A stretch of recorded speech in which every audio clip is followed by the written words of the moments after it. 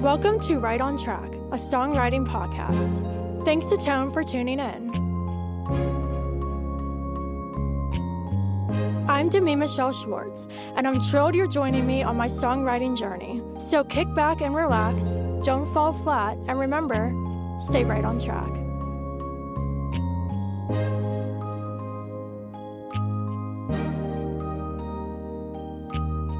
Hey everyone, welcome back to Right on Track. I could not be more excited to be joined by a returning guest, my friend, my incredible guitarist. Please welcome Luke Wood. Hey Luke. Hey, how's it going? Thanks for having me back. Of course, I'm doing fantastic. How are you?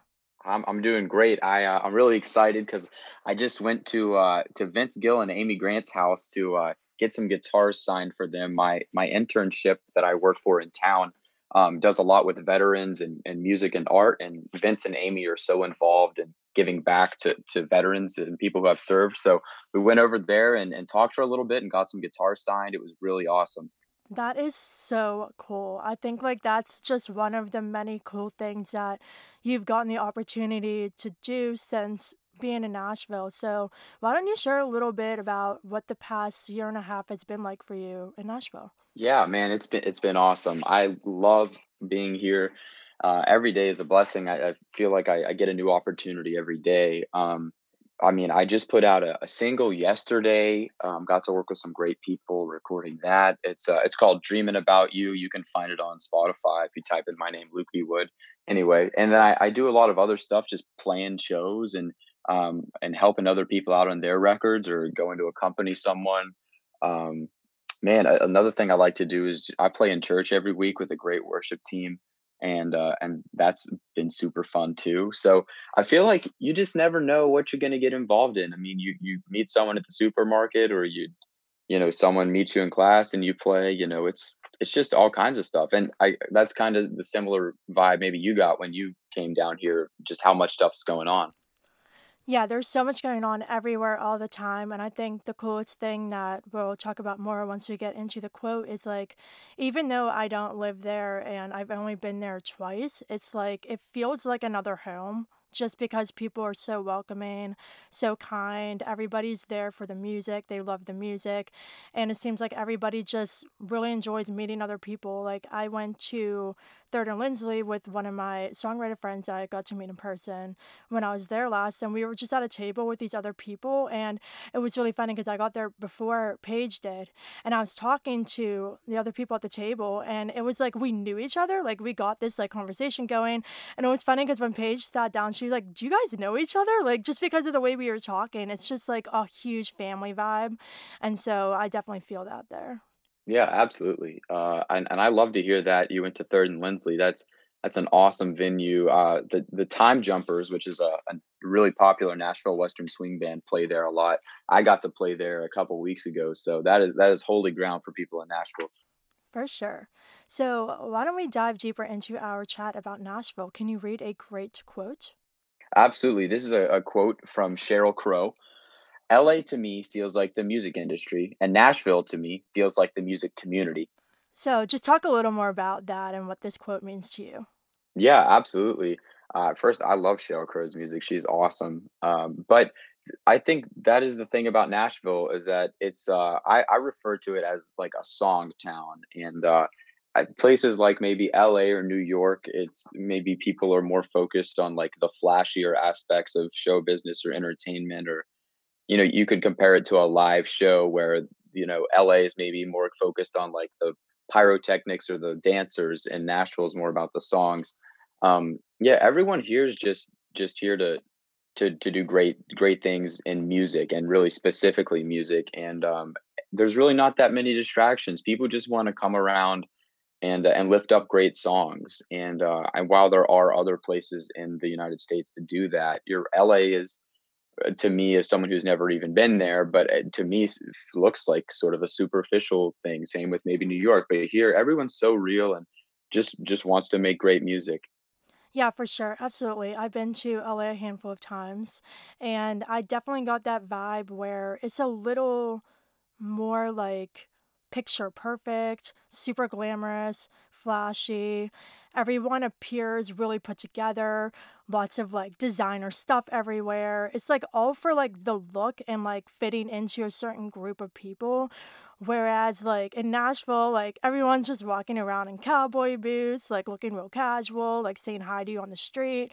And I think Los Angeles definitely has more of a businessy approach where it's like very official and that kind of outsider looking in, it looks all perfect and they want to portray it to be this perfect thing and this glamorous thing. And it's not real, kind of like you said. But no, Nashville is the polar opposite and it is focused on the songs. Like everybody loves the music and it's really like the songwriter's town, like you said. So I completely 100% agree with what this quote is saying. And yeah, I think the other thing too is like talking more about the music side of things. Like a lot of people think country is what Nashville only is, where like country music is huge in Nashville, of course. That's the main genre, but there are other genres of music that thrive there. And I think that's a big kind of difference with Los Angeles is I was speaking to a songwriter a couple of months ago on the show who is a really established writer. And when she was growing up in California, she had a song that she wrote when she visited Nashville that made it onto country radio. And the people and her like her publishing company, I guess in California, said something along the lines of, well, maybe we'll consider, that chart placement if it makes a crossover to pop radio. And so it feels like California is more focused on like the pop world more than country and other genres. So that was just an interesting story as well. Yeah, I would agree with that. I think you can find any genre here and you'd find it to be well done. My good buddy Sam likes to go to this jazz club called Rudy's. And there's great jazz musicians that play there. All the jazz people in town know it as a really happening place. Some of our professors even play there. But and there's also heavy metal people. There's a great I think we have a great symphony. I'm saying I think because I've only heard that through the grapevine. But yeah, that's the cool thing about Nashville. It's so diverse and any kind of music that you're interested in doing is really it's an attainable thing to do. You can do whatever you want here. Absolutely. So, just because you've been there for quite a while, going to school there and just getting to really immerse yourself in the city, what are some things that you think people should keep in mind if they are considering moving to Nashville? I'd say the first thing is that everyone talks about the real estate prices and the cost of living. I just uh, toured an apartment that I'm going to live in over the summer, and it's going to be more than I want to pay, but I think I'm going to make it work. There's so much development here, and that's so awesome. You want to live in a place where things are changing and evolving, not in a place that's stagnant and people are moving out of. Everyone is moving to Nashville, and so I'm really excited about that. Um, I'd say another cool thing is just don't be afraid to go out somewhere and talk to people. The heart and soul of Nashville, I feel like, is the writers' rounds that go on every night at the million bars in town, and you can just go and meet someone and maybe make a new best friend. And if you want to get involved in songwriting or playing on people's records, that's the way to do it. Just go out and be seen, especially at the writers' rounds. I know you were talking about how there's not many of those in Pittsburgh, and I was kind of newly introduced to it too when I moved to town. But yeah, I can't imagine Nashville without writers' rounds, and whether I'm playing them or just going to listen, it's an awesome place to be.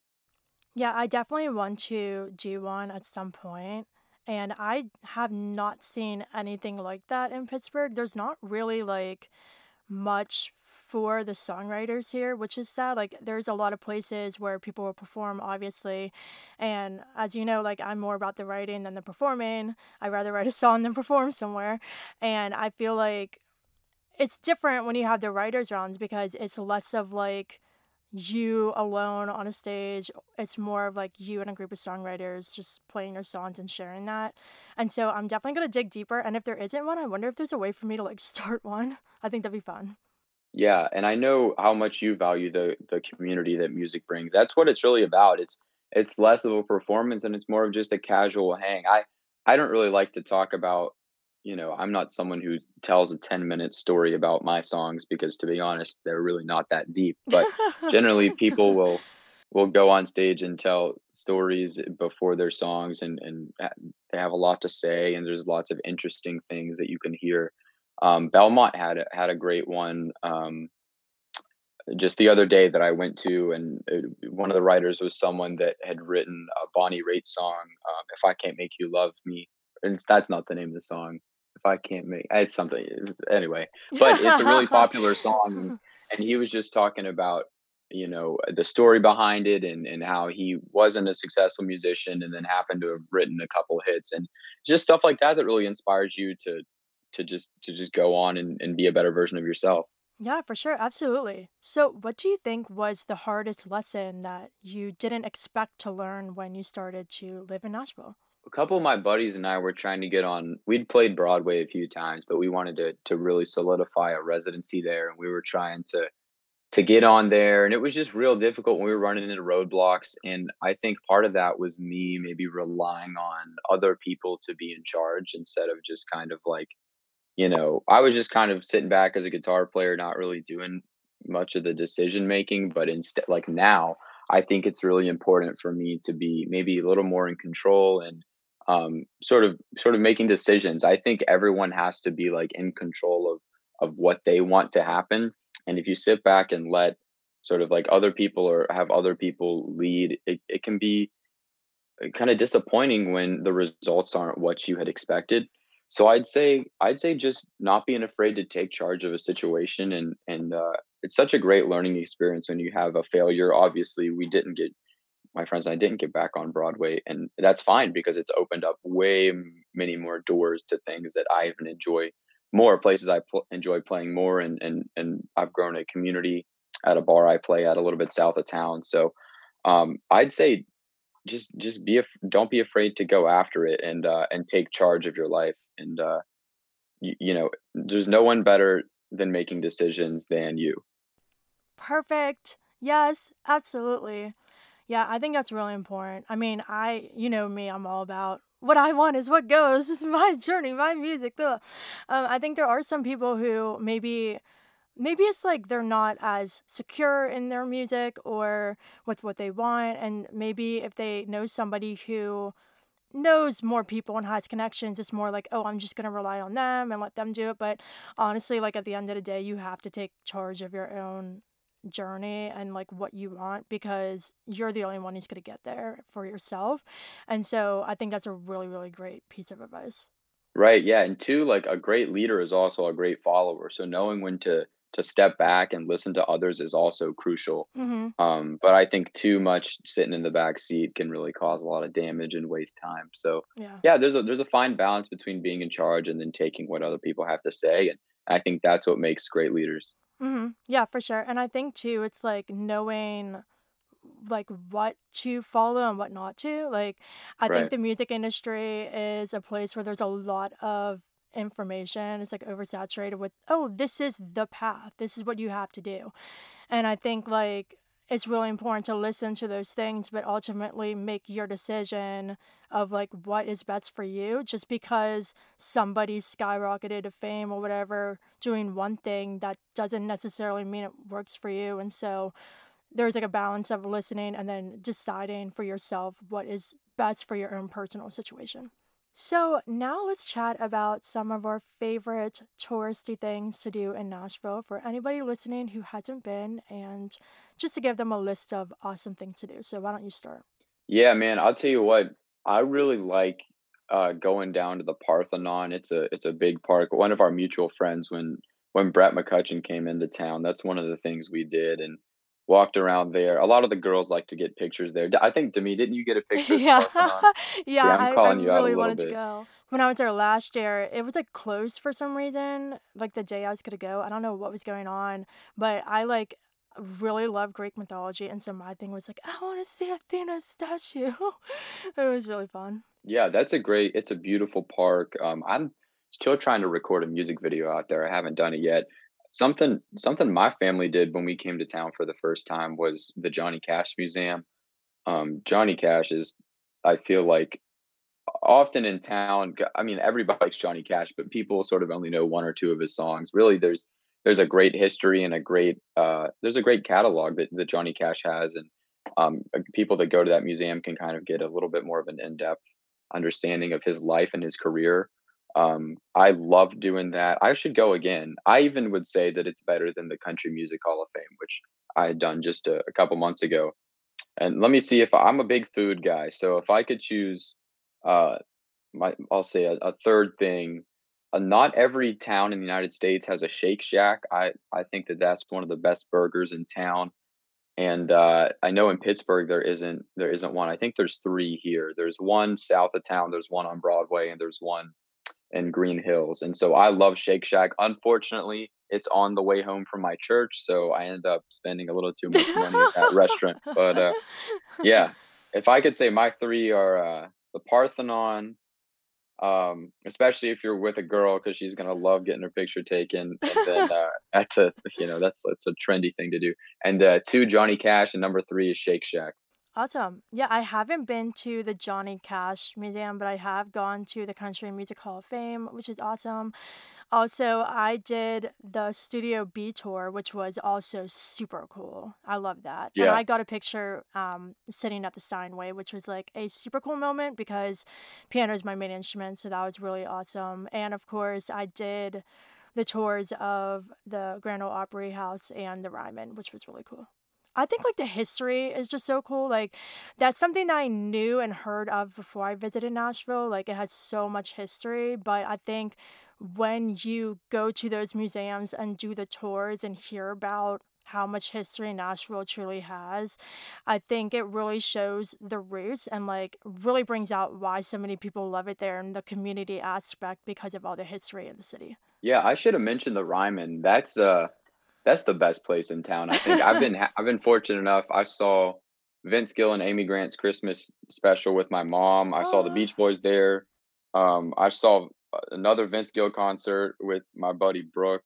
It was awesome. I'm a huge Vince Gill fan. That's the only song that I listen to right now.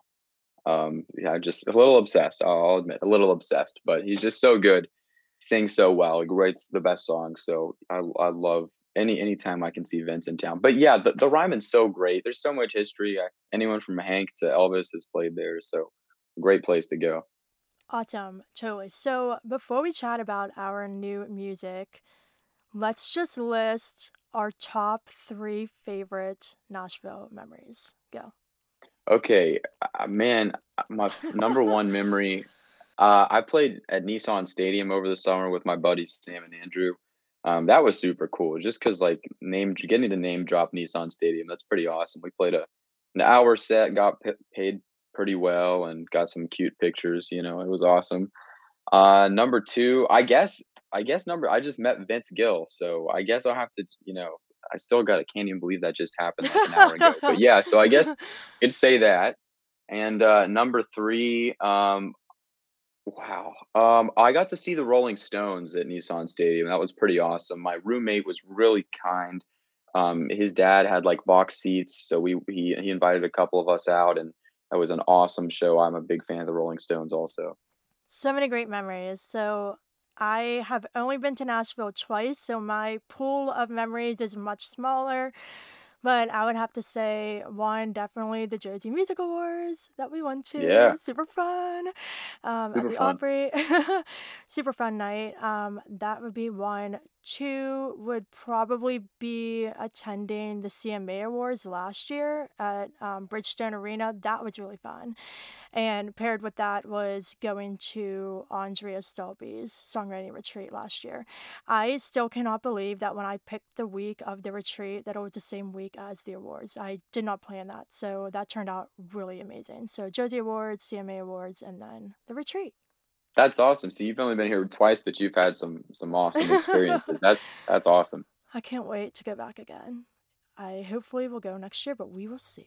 So now let's wrap up talking about our new music. So you mentioned at the beginning of the episode that you just released your new single, Dreaming About You. So can you share a little bit about the inspiration behind this song? I know you said that your songs usually don't have a whole lot to them, but you got to say something. So what was the inspiration behind Dreaming About You?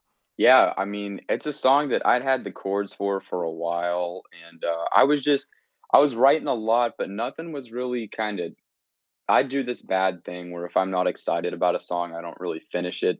So I was writing a lot of just kind of mediocre songs, and then I had the chords for this, and I wanted to do something upbeat, and then a couple weeks later, I just like I couldn't sleep, and I, like, woke up at 3. This is, like, a true story, I promise. I think Keith Richards said something similar, so I'm not trying to, like, sound like a celebrity, but I woke up at, like, 3 in the morning and just, like, banged out the lyrics in 5 minutes and went to sleep. I don't know how that happened or why that happened, but, you know, I'm more of a chords guy, more of a production guy and melodies guy than I am like the lyrics, and that's why getting to co-write with some of these great people here at Belmont has helped me get better at that. Listening to the Eagles has really helped me try to get better at lyric writing because I think if you're not a singer first, you're a guitar player first, you're a piano player first, or whatever, you kind of are more focused on the chords or the sound of the record, and ultimately, the lyrics are really important too. So that's something I hope to continue to grow on. Maybe not just write something at 3 a.m. and go back to sleep. It's okay, it worked. So maybe I'll have to continue that trend. But yeah, it's great. I had Ashley Barber, my good friend, sing backup vocals, and Andrew Bannon played drums on it. And I'll tell you what, I've gotten a lot of great response from it, which has meant so much to me. That people have enjoyed listening to it. Even a lot of people I don't talk to or know very well have reached out and have said nice things, which, as you know, to me means the world to you when someone Mhm. compliments your song. For And sure. so yeah, I'm hoping to keep banging out some more songs, and I'm excited for what the future holds. I do a lot of work for other people on their records. It was time for me to do one of my own. Yeah, no, for sure. It's a great song, and congrats on releasing it. I think it's really interesting hearing, like, kind of your process, how you're very focused on the chords and the music. That makes total sense. And it's really interesting because I feel like when I started to do songwriting, I was more focused on the music and the melody just because of my piano background. But once I really started to study English and creative writing, I feel like that's when I made a shift to focusing on the lyrics because I was so immersed in stories all the time.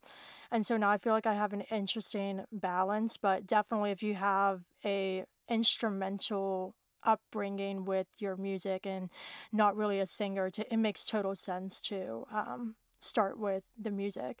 And it's really cool how you mentioned like the co-writing too. I think like through doing co-writing, I've definitely grown in all aspects of songwriting, and I think it's really great that you recognize like, hey, maybe lyrics aren't my strongest place because there are so many songwriters who think that they're the greatest at everything and that there's no room to grow and they don't need to do collaborations and whatever. But I think when you recognize that, hey, these are my strengths and these are the things I can work on, and then working with people who can help you improve is really important. Yeah, totally. And that's the thing is kind of like finding someone that completes you musically. And so I think a lot of people here, I'm so amazed by some of the lyrics that come out of people at Belmont. It's way more. And there are great songs that are just more about the groove, but I think like a really good song, like I mentioned the Eagles previously. I mean, those songs rock, but they also you look at it as like painting a picture Yeah. almost. Like Lion Eyes is a great example of that. I love that song. I don't go on stage without playing it, or like Hotel California. I love the Eagles a lot, and like I said, I'm kind of listening to them going, okay, well, why do my songs not sound like the Eagles? Well, maybe because I'm not Don Henley, first of all, but second of all, I need to do a better job writing lyrics, and that's I'm so excited to continue to grow on that path, and I like hearing your lyrics too. They're very thought out. Oh, thank you. Yeah. And you definitely complete my music with your incredible guitar playing and bass and all of that. And my new EP, It Is What It Is, which just released on November 11th. You played on all five of those songs, which is fantastic because on Dear Diary, you played on Find Love and the acoustic version of Will I Ever. So, what is it like for you to be part of every single song on a project? Yeah, that's awesome. It certainly has my stamp of approval on it, I guess you could say. Yeah, I think you've got some great songs on this one, and I'm really excited for everyone to hear it. Hopefully, maybe you'll get another nomination for the Josie Awards, or maybe Yeah. even the Grammys this year. Maybe we can go to the major leagues, huh? Yeah. No, but yeah, it's awesome, and getting to work with Bob at the Vault.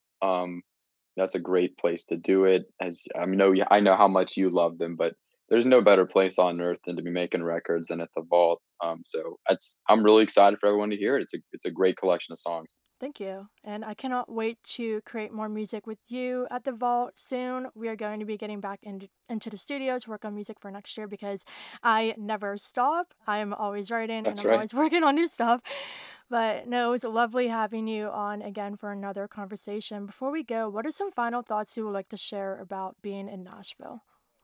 This is just the best place to be. I know maybe it's hard for people that don't live here to just pick up everything and move, but I feel like a couple times I've been out watching bands play, and like the singer will be like, "Yeah, like I'm a Berkeley student. I just moved down here and I'm like 28." And I'm like, "Well, why didn't you come here in the first place? Like this is there's a lot of great music regardless of where you are in the United States." So, I'm not saying Nashville or nothing, but it's just I'm just amazed by things that just happen to fall into my lap just from being in town, not from being the best singer or the best writer or, being the prettiest person or whatever, but just like, "Hey man, will you come play on this?" Or, "Hey man, I was hoping you'd come watch my band and, meet."